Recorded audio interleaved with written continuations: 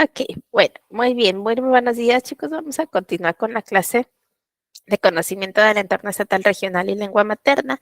El día de hoy vamos a continuar con el tema de otros ámbitos en la interculturalidad y derechos humanos. Entonces, en este punto vamos a ver sobre todo,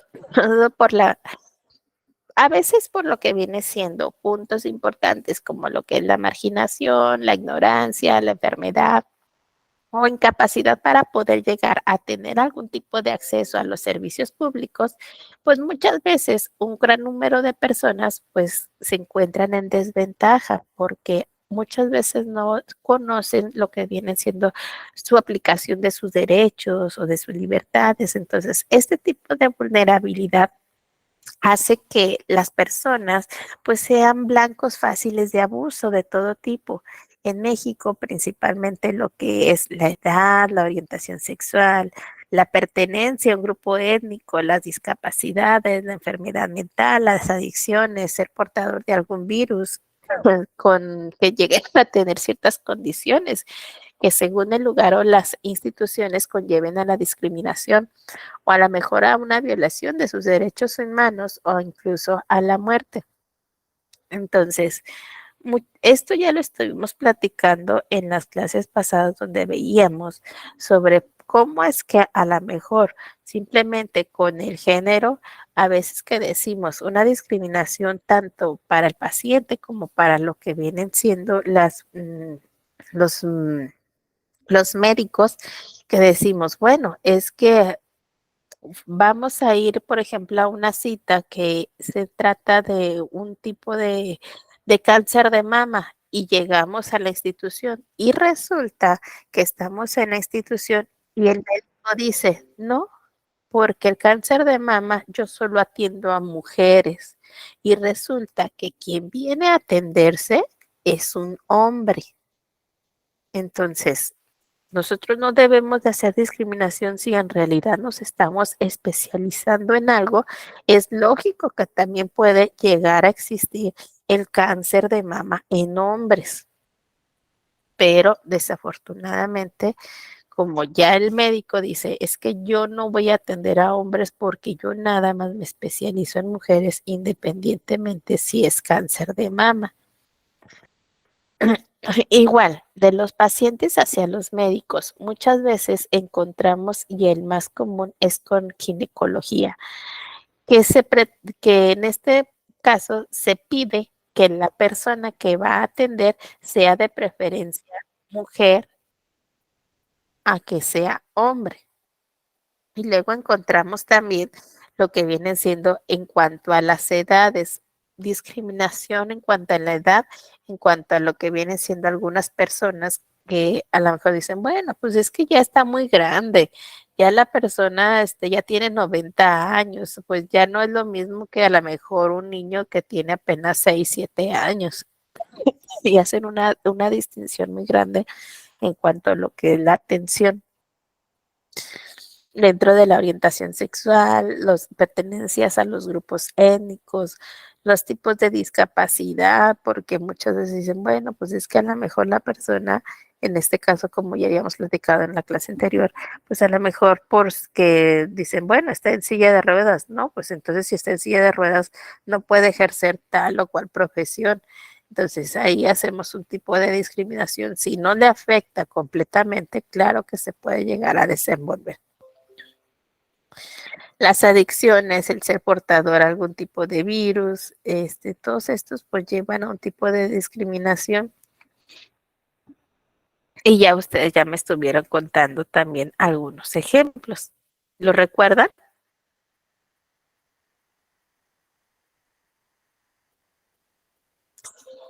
Es importante reconocer que las discriminaciones que sufren algunos sectores de la sociedad, principalmente en los servicios de salud, se suman en lo que viene siendo el trato, la calidad, la inseguridad de la atención. Por ejemplo, un enfermo, en este caso, un enfermo que además es mujer, es pobre, es indígena, es monolingüe, es una persona mayor y con una enfermedad, está completamente sujeta a una discriminación, lo cual le dificulta o francamente impide el acceso a la atención. Todos los factores que se le unen, pues resulta que no va a ser bien atendida por todo lo que viene siendo este tipo de discriminación.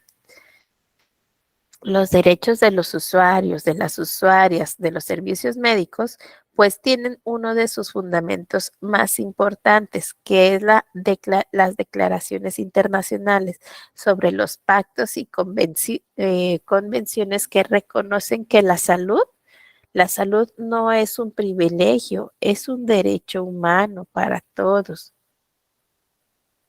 no importando raza, género, edad, condición física, condición económica, etcétera.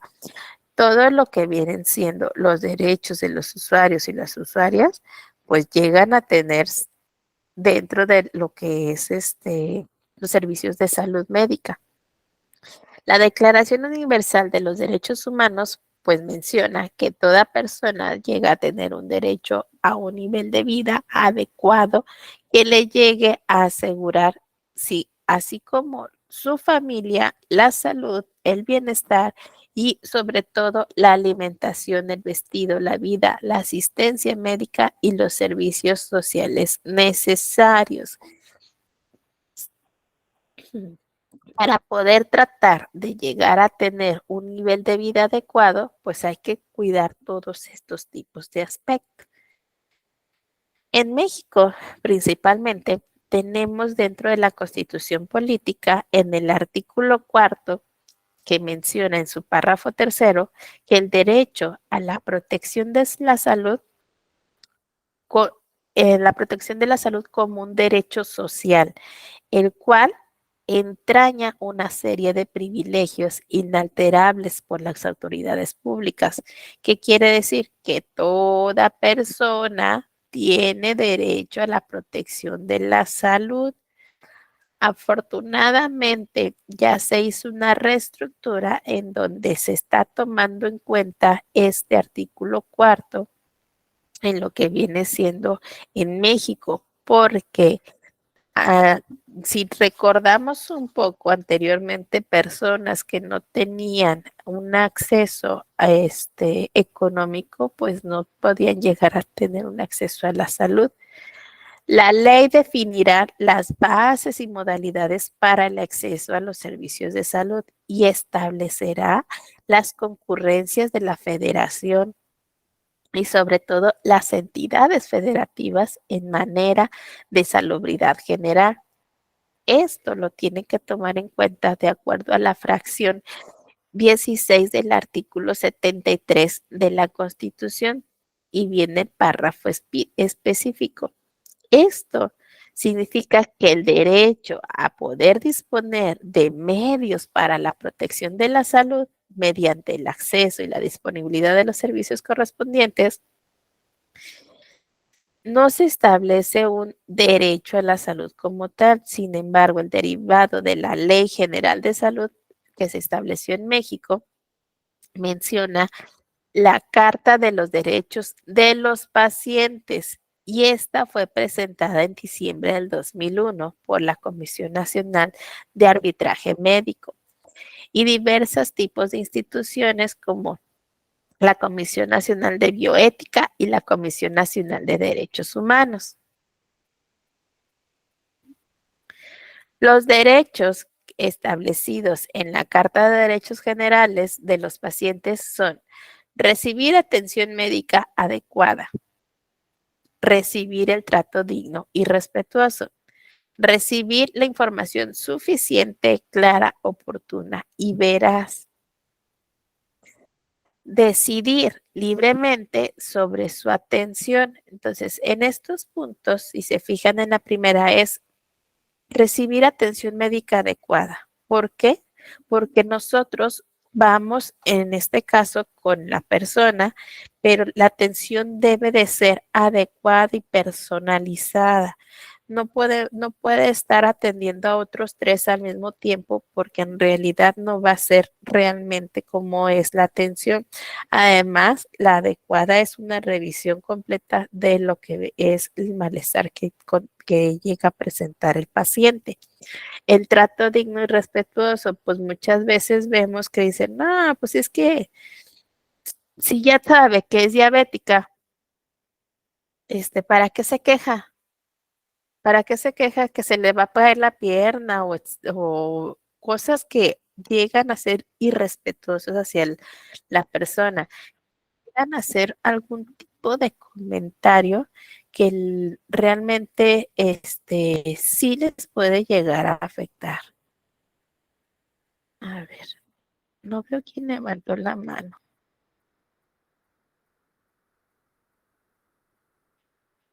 Adelante.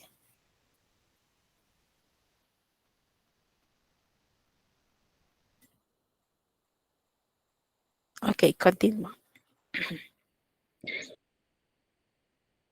Siendo el poder llegar a recibir la información suficiente, clara, oportuna y verás, bueno, en ese caso, si te llegan a volver a preguntar, si tú les dices, bueno, se va a tomar esto y esto y esto, pero tienen que saber el por qué se tienen que tomar ese medicamento, por qué de una manera que ellos lo lleguen a entender.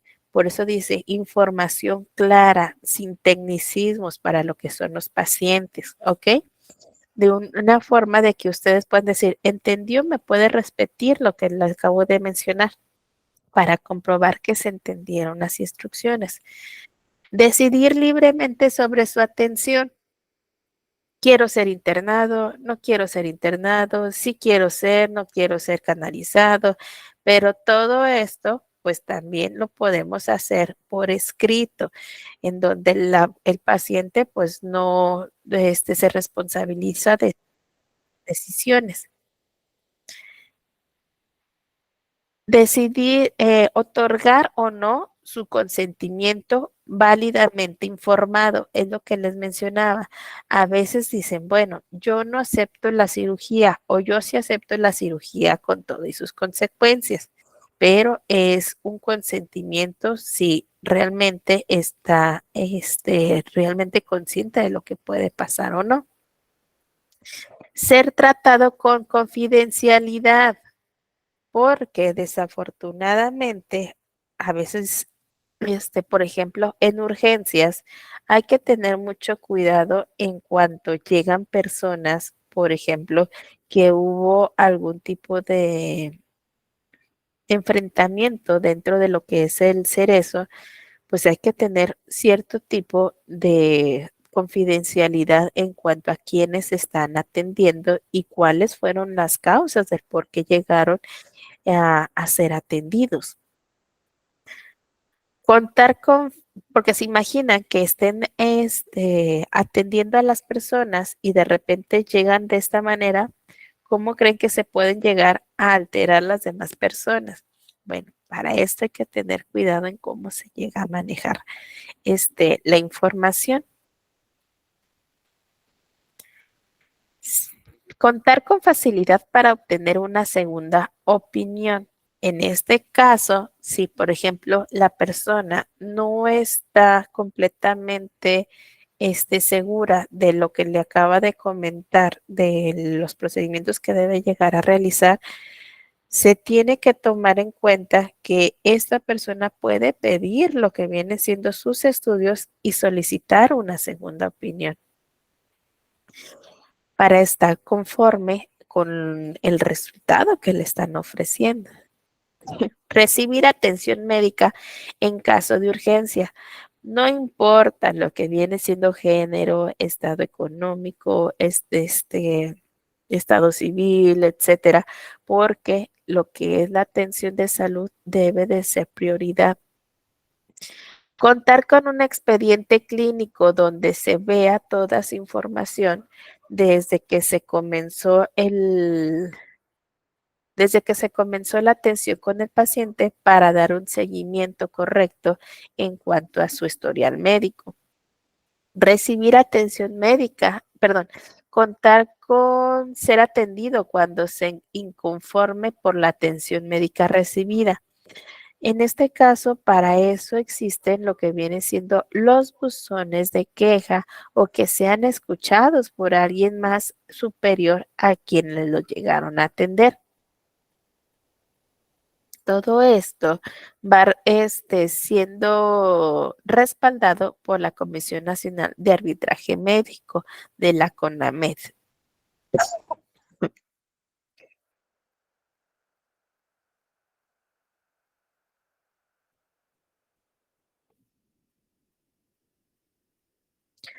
Y con eso no hay alguna pregunta, duda, chicos. Voy a continuar.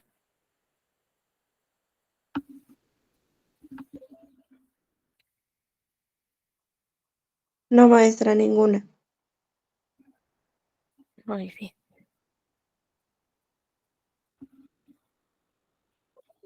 Miss, eso de no negarle la atención,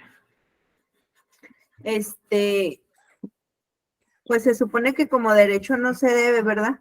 Pero en caso de que sí sea negada la atención, ¿qué se puede hacer? Bueno, se supone que cuando llegan con esto, por ejemplo, si tú quieres llegar al IMSS o al ISSSTE, te preguntan, a lo mejor no tienes en ese momento la documentación, pero sí te preguntan, ¿y tiene este seguro médico?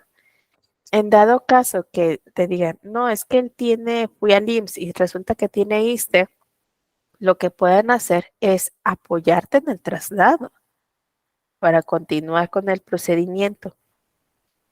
Pero se hace, en este caso, el poder tratar de apoyar a la persona para que reciba el tratamiento correcto y continuo sobre todo. En algunas otras instituciones, por ejemplo, Cruz Roja, por mencionar alguna, acuden y en este caso la atención médica también depende mucho de si existe personal médico capacitado, porque, por ejemplo, si llega una persona con quemaduras de tercer nivel, entonces, en este caso, en el hospital no se cuenta con algún especialista de esto, pues lo único que pueden hacer es tratar de buscar dónde es el más cercano para poder llegar a atender este tipo de casos y tratar de conectar con quién vendría siendo el contacto para poder atenderlo. Para poder darle la atención. Ese sería el caso en el que pudiese negar la atención. Sí. Y en otros casos, pues ya, por ejemplo, si nosotros decimos, bueno, va a ser en una institución privada, bueno, también en una institución privada, por lo general lo primero que nos van a pedir es dejar algo para poder comprobar que se va a poder contar con los gastos. Entonces, aquí pues también depende de las personas que soliciten el servicio, si pueden dejar, no sé, algo prendario para poder comprobar que sí van a tener como poder llegar a cumplir con los gastos que le están pidiendo. Es que es algo, por más que nosotros digamos, es que es una emergencia y deben de atenderlo, al final de todos modos tienen que ver dónde están asegurados, si van a poder con lo que viene siendo el gasto, si acudieron a un privado, etcétera. A lo mejor los pueden estabilizar y luego movilizar, pero son cosas que se tienen que, ahora sí que prevenir.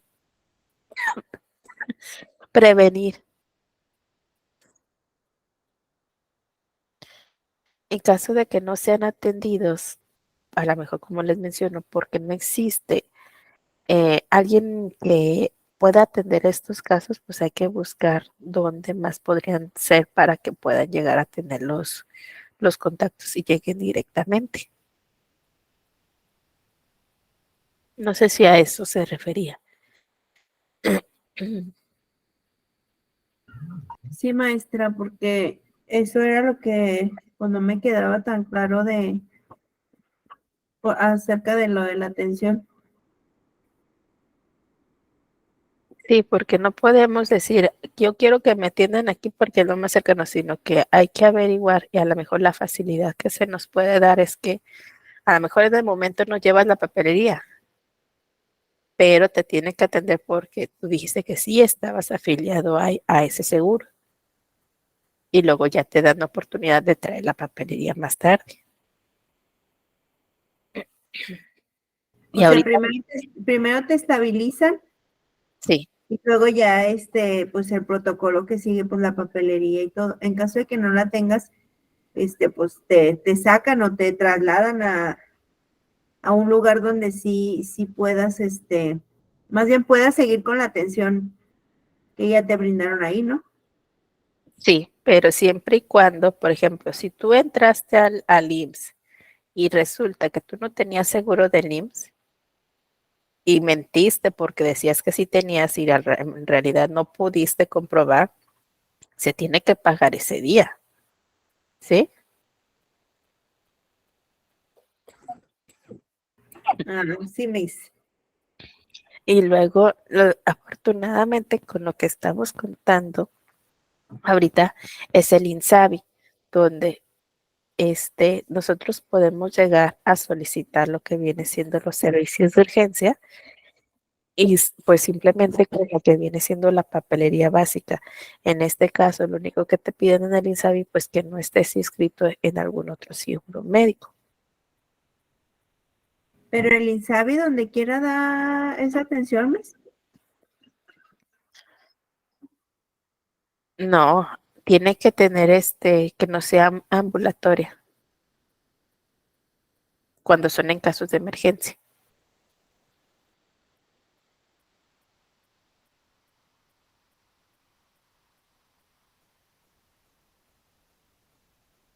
¿Sí? Sí, me dice. Ajá. La vulnerabilidad, en este caso, fracciona, por lo tanto, anula lo que es el conjunto de garantías y libertades fundamentales. Por eso, lo que son las personas, grupos y comunidades en este tipo de situaciones, pues tienen derechos únicamente a nivel formal, ya que en los hechos no se dan las condiciones necesarias para su ejercicio. Este tipo de circunstancias pues violan los derechos de los miembros más débiles de la sociedad y los llegan a marginar, razón por la cual el Estado tiene la responsabilidad de proteger, por eso mencionaba ahorita, el Estado es el que tiene la responsabilidad de proteger a las personas, quienes frecuentemente pues desconocen que tienen este tipo de derechos. Muchas veces le queremos echar la culpa de que es que la Cruz Roja no se lo quiso llevar, pero la Cruz Roja no pertenece al 100% a lo que es el Estado. Entonces, el Estado es el que se responsabiliza de proteger a estas personas, quienes tienen frecuentemente a desconocer sus derechos e ignoran los medios para hacerlos valer. Muchas veces carecen de los recursos para poder acudir ante los sistemas de justicia. En este caso, vamos a ver que en general lo que son los derechos de los pacientes, pues no es suficiente para su ejercicio pleno, porque muchas veces no se identifican los mecanismos para poder llevarlo a cabo a la práctica. Y estos derechos se tienen que ejercer por cualquiera, no importa sexo, edad, discapacidad, enfermedad, etcétera, porque pues muchas veces les mencionaba, pues llegan a ser específicos para su discriminación.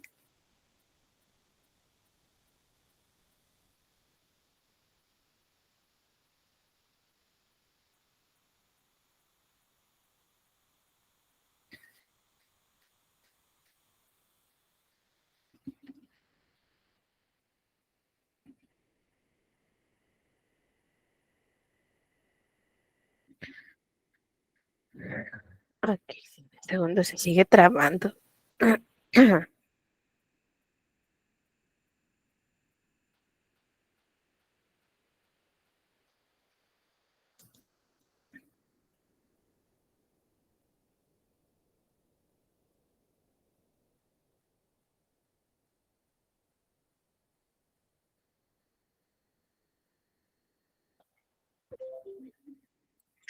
Afortunadamente, con la reforma constitucional al artículo primero de la Constitución Política de los Estados Unidos Mexicanos, el 10 de junio del 2011, los derechos humanos adquieren un estatus diferente, considerando el derecho humano a la protección de la salud. Los derechos humanos son los que tienen todos los individuos de la especie humana en virtud de su humanidad común, que quiere decir a vivir una vida de libertad y de dignidad. Los derechos humanos otorgan a todas las personas la posibilidad de presentar reivindicaciones morales que limiten la conducta de los agentes individuales y colectivos, así como el diseño de los acuerdos sociales, teniendo como características la universalidad, inalienabilidad e indivisibilidad.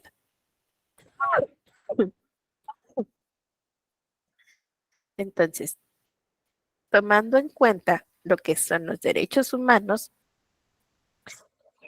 y junto con lo que es el acuerdo con el maestro Agustín Herrera Fragoso, la reforma en materia de derechos humanos, los tratados en materia entran como bloques constitucionales. En este caso se actualizan las convencionalidades de los derechos humanos del Estado mexicano.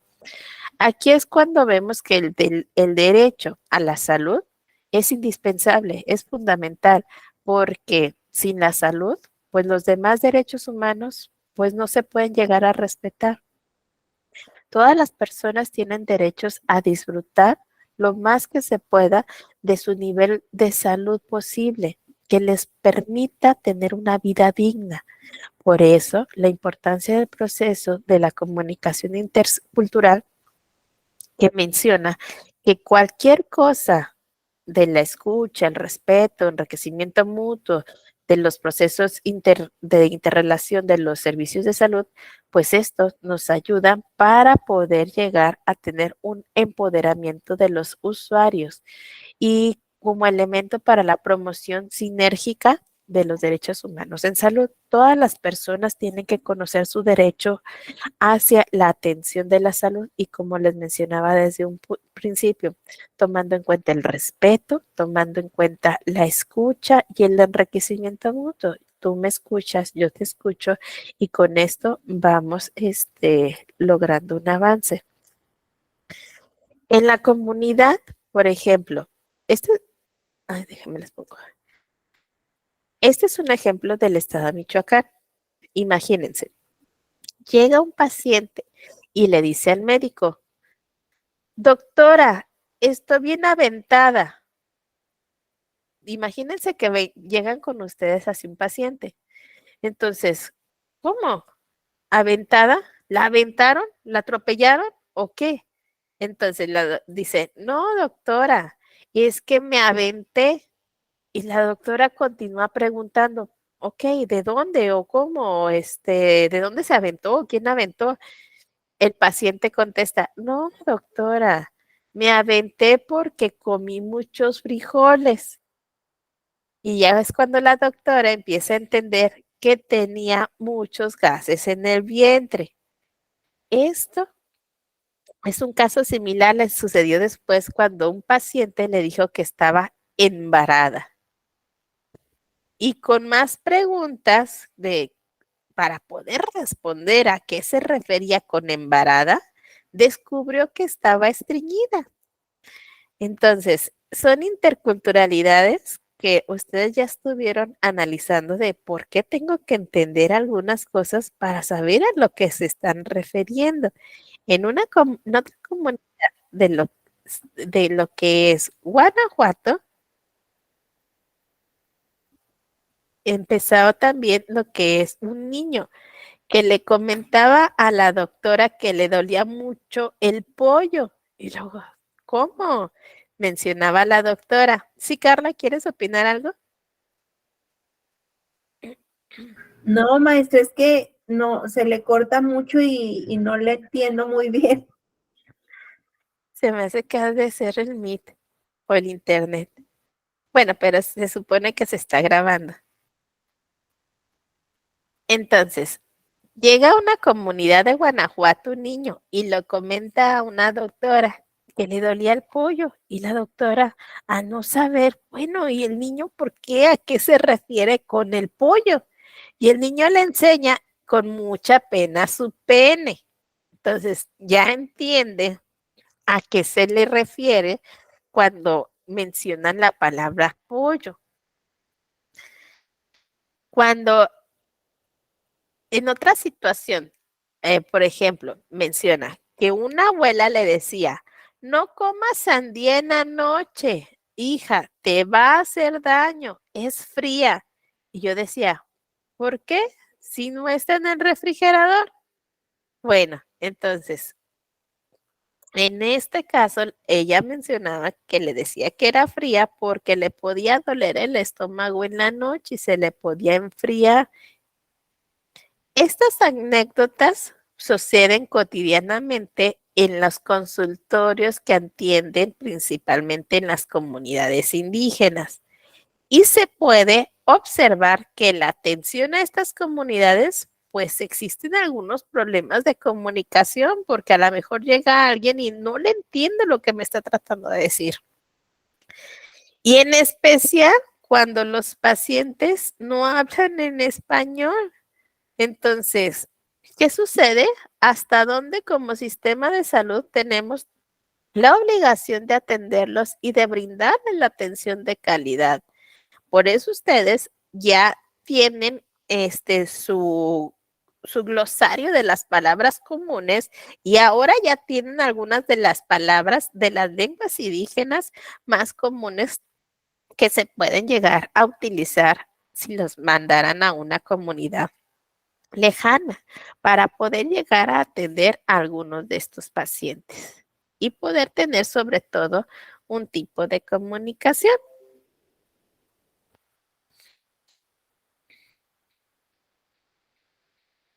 Ok. ¿Hasta aquí alguna duda, chicos? ¿Pregunta?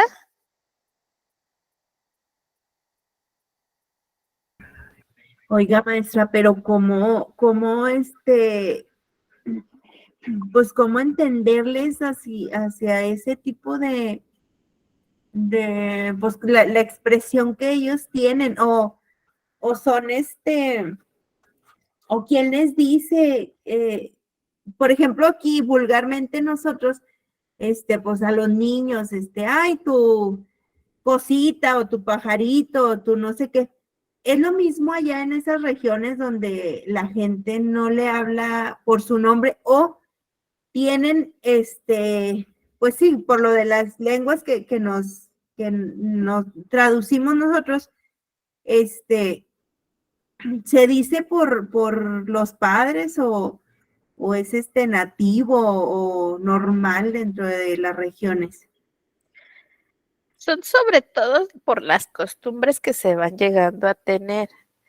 Si se fijan ustedes mismos en la familia, es normal que a los niños, como mencionó su compañera, le empiecen a decir al pene que es el pajarillo, que es ¿qué más mencionaron?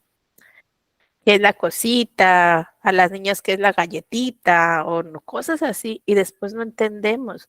Por ejemplo, hubo un caso de una niña que mencionaba que le dolía mucho su galletita y que el maestro le pedía que todos los días le agarraba su galletita.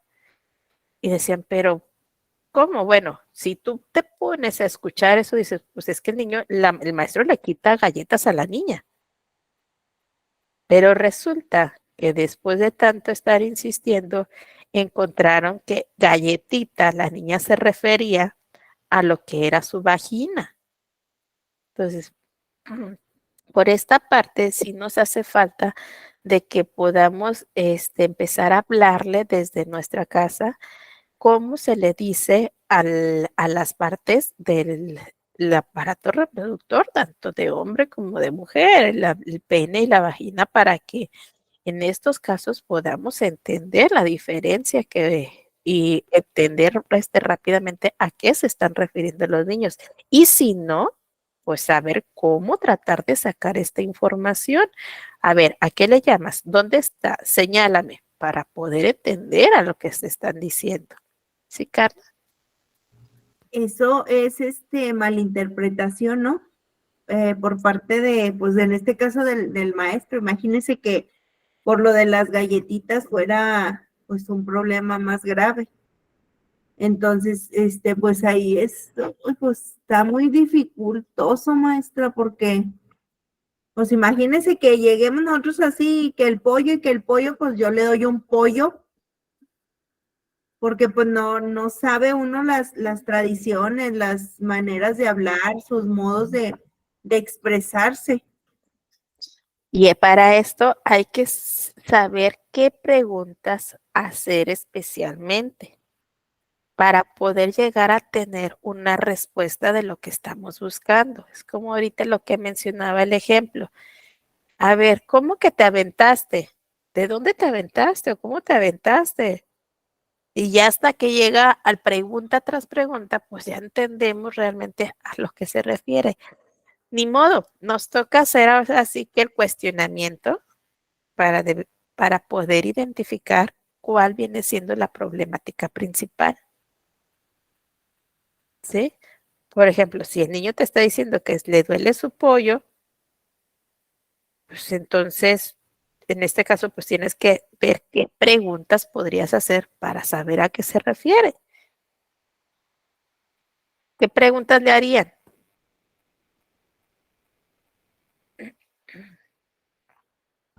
Pues primero tratar de estabilizarlo y de agarrar confianza, de que agarre confianza. Y si no le entiendo su dialecto, sería más señalizar lo que le duele. Porque pues así, ya cuando ya me diga, pues no sé, a lo mejor la rodilla, ya vas más o menos como agarrando del posible padecimiento, del posible dolor que tenga o dónde le duele, pero sería por mi parte a señas, o sea, señálame dónde te duele, porque si llega y me dice así, pues realmente no le voy a entender. Es correcto. Entonces, bueno, en muchos casos hay que saber las preguntas adecuadas. Ok, ¿hasta aquí no hay alguna pregunta, chicos? ¿Duda? No, maestra. ¿No? Muy bien. Voy a detener tantito lo que es la grabación para ver algunas dudas y sobre todo para pasar lista. Permítanme un segundo.